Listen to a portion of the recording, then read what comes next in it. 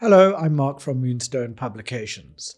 Welcome to this overview of some of the stories we've covered over the past week. But first, please hit the subscribe button and share this video with your friends and colleagues. Coming up in this week's update, the Tribunal rejects debarred NEFG executives' offer of restorative justice. Selling a used car as is doesn't negate consumer protection rights. National Treasury wants insurers to assume more disaster risk. The Minister of Finance insists on due process before the inflation target is reduced. A community-owned bank is placed in resolution, and an alarming number of South Africans are turning to gambling to make ends meet. The Financial Services Tribunal has dismissed a bid by executives of NEFG to swap their multi-year debarments for an enforceable undertaking that includes restoring 470 million rand in missing retirement savings. The tribunal found their submissions, framed as a plea for restorative justice, to be deeply flawed. It emphasized that debarment's primary purpose is public protection, not punishment.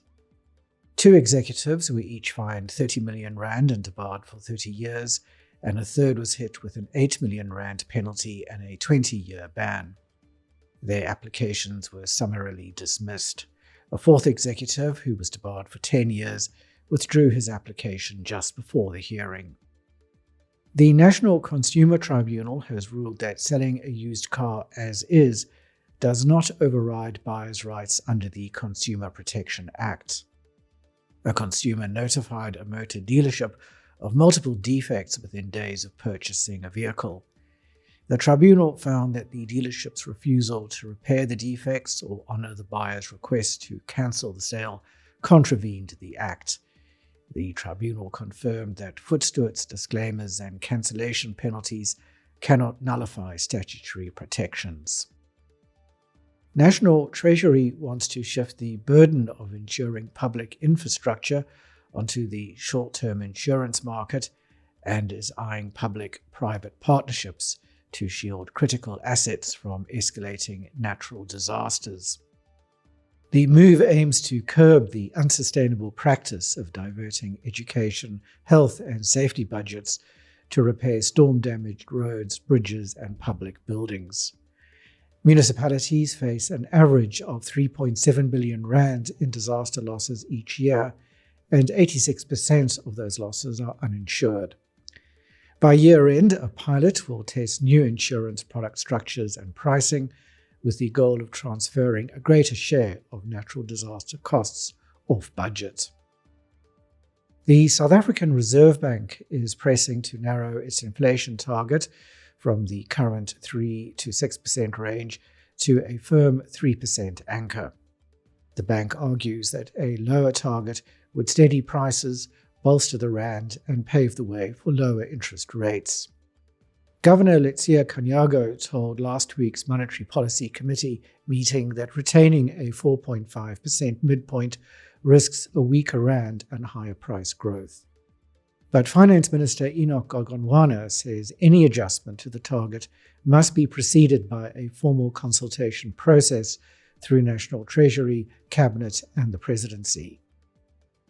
Ditzelabotla Primary Savings and Credit Cooperative Bank has been placed in resolution. All accounts of members of the community-owned bank have been temporarily frozen. In announcing the move, the Minister of Finance cited the bank's non-compliance with regulatory requirements for an extended period. The Reserve Bank said DCB has suffered substantial losses, failed to pay all its creditors, and breach statutory capital and liquidity requirements.